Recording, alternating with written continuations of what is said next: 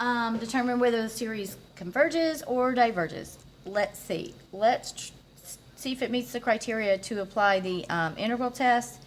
This equivalent function would be f of x is 1 over x squared plus 2x plus 2. This is, let's see, if I were to say, when is this going to equal 0, what's the domain? B squared minus 4ac, I'm trying to see the zeros here. B squared would be 4 minus 4 times 1 times 2. If I'm trying to find the zeros of this function, I'm going to get imaginary numbers, meaning that this is always going to be defined for 1 to infinity. So, okay, so that means it's continuous. And that also it's going to be positive because we're only putting positive x's. So is it decreasing? Let's do the test for decreasing, and we can do that by derivative. It's a nice way to do it. So let's see, f prime of x is low, x squared plus 2x plus 2 d high minus high d low 2x plus 2 all over low low x squared plus 2x plus 2 squared. So f prime of x ends up being negative 2x minus 2 over x squared plus 2x plus 2 squared. We have, if we're only putting in 1 to infinity, then our numerator will always be negative, our denominator will always be positive, giving us always a negative. So f prime of x is always less than 0, so f of x is always decreasing from 1 to infinity. All right, so yes, it meets the criteria for the integral test, and so looks like this. I'm going to go ahead and change my improper integral to a limit. The limit as t goes to infinity from 1 to t of 1 over x squared plus 2x plus 2. All right, well, how do we integrate something like this? Well, this calls for completing the square. So let's complete the square down here and see what we can make this look like. To complete the square for x squared plus 2x plus 2, you're going to add b over 2 quantity squared, which is 2 over 2, which is 1 squared. So I want to add and subtract 1 from the denominator. So this becomes the limit as t goes to infinity from 1 to t of 1 over x squared plus 2x plus 1 minus 1, and then my plus 2. So basically I've added 0 right there. But this is what's nice. This is going to factor into a perfect square trinomial. This is 1 over x plus 1 squared. Negative 1 plus 2 is a 1. And this is nice because I know how to integrate something of this form. This is the tangent inverse. This will, you can use a u substitution if you want to be able to integrate this, but you can see, and what am I missing here? All this time, I'm sorry, I missed my little dx. I can't, my integral's incomplete without that. You could use the u substitution here, or if you've done enough of these and you're like, oh, I know this is going to be just equal to the tangent inverse of x plus 1. So we're going to evaluate this from 1 to t. This is the limit as t goes to infinity. So let's see what happens here. This is the limit as t goes to infinity of the tangent inverse of t plus 1 minus the tangent inverse of 1, and of 1 plus 1, which is 2, excuse me. All right, so what can we say from this? Well, the tangent inverse of t plus 1 is the tangent inverse of infinity, and we already saw what happens there. That is going to be pi over 2. And the tangent inverse of 2 is some angle. It's some real angle, so this is minus some real number, which is going to produce some real number. So in this case, we don't even know, actually, I guess I could put that in my calculator to figure this out, but the fact is the integral converges to some real number, which is, we don't need to know what that is. All this tells us is that yes, this series will converge by the integral test. All right, very good. Number 4. For what values of p does the series converge? This particular series is a very famous series. It's called the p series, and we want to take note of what happens here because this will have implications later in other tests that we use. The p series is what this is called. So to be able to say what is happening here, we have to consider different cases. So let's look at case 1. Case 1 will be when the value of p is less than 0. All right. Case 2 we'll consider when the value of p is equal to 0. Case 2. And case 3, we'll say what happens when the value of p is greater than 0. Negative, equal to 0, positive. Okay, when it is negative, what is happening here? Well, if we look at, maybe just take the limit of a sub n, because this is a sub n, right? If we take the limit of a sub n of a sub n as n goes to infinity,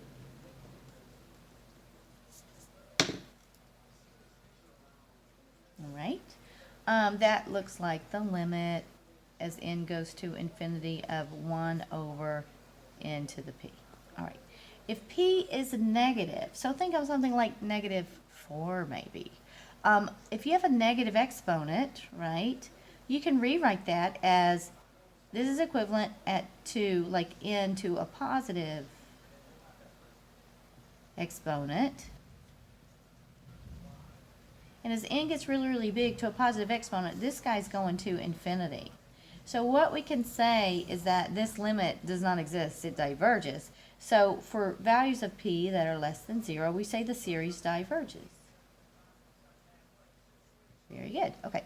What about when p is equal to 0? Well, we can still consider the same limit. The limit as n goes to infinity of n to the p, but this time p is 0. So we're saying what is the limit as n goes to infinity of 1 over n to the 0. Well, anything to the 0 is 1, so it's 1.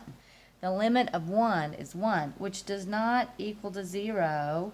So we can say this is a divergent. When you take the limit of a sub n and it doesn't equal 0, it's divergent. So this is diverges here. Diverges. All right. What about when p is greater than 0? All right, when p is positive, let's look at a few different cases here. Let's say either p is not equal to 1 or p is equal to 1. What happens if it's here? Well, if p is equal to 1, this is easy to consider. If n is going to 1 to infinity of 1 over n to the 1, this is what we've seen before. This is the harmonic series. And so we know that the harmonic series diverges. So this diverges. All right. What else? When p is not equal to 1, what happens here? Well, again, let's take two cases. One is where, okay, p is positive and p does not equal to 1. What about 0 is less than p is less than 1 when it's a fraction, but lower than 1? Or what about when p is greater than 1? Okay. Okay, we've got basically, in both of these cases, if I consider the function equivalent to this, the function equivalent to this, f of x, would be 1 over x to the p. All right. And in both of these cases, it's decreasing. Whether p is between 0 and 1 or p is greater than 1, it's decreasing. So what I can do here is say, let's apply the integral test. So if we apply the integral test, because this is continuous, positive, decreasing, if we apply the integral test, then we're going to evaluate this from 1 to infinity or 1 to t, the limit as t goes to infinity. All right, of 1 over x to the p dx. All right, what's going to happen? Well, to integrate x to the p, this is the same thing. Oh, my limit notation. Let me keep it with me. as the limit as t goes to infinity of 1 to t of x to the negative p dx. And when we integrate, this is just power rule, this integration will be x to the negative p plus 1 divided by negative p plus 1, and we're going to evaluate this from 1 to t, limit t goes to infinity. All right, now, if p, let me pull this 1 over negative p plus 1. I'm going to pull this out in front, and then we'll look at the limit as t goes to infinity of x to the negative p plus 1 from 1 to t. All right. If p is between 0 and 1, so it's something like, I just like to pick something that fits that category, maybe like 1/2. Then I've got negative 1/2 plus 1 is x to the 1/2. I'm going to get x to a positive power. So if we're in this category right here, and I feel like I need to get a highlighter somewhere, just a second.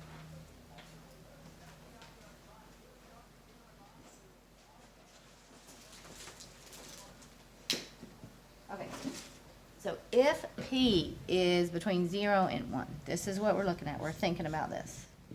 I'm going to consider something in that category like 1/2. Okay, so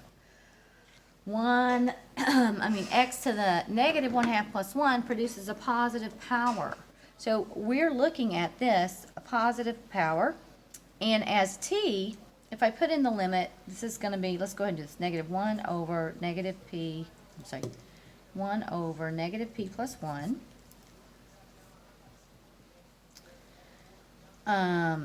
The limit as t goes to infinity is of t to the negative p plus 1 minus, if I put in 1 for x, I've got 1 to the negative p plus 1. All right, this is what we're evaluating. So now let's consider the pink case.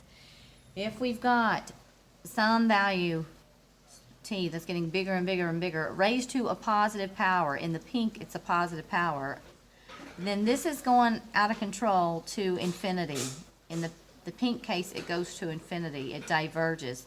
The limit does not exist, and so the series is divergent here. All right, so it diverges there. What about if p is greater than 1? All right, if p is greater than 1, what's going to happen? Well, let's look closely at this. Put in a number bigger than 1, something like maybe 3.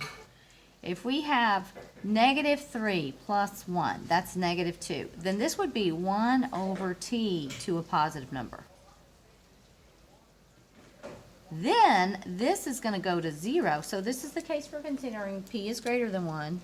In this case, p is going to go to 0.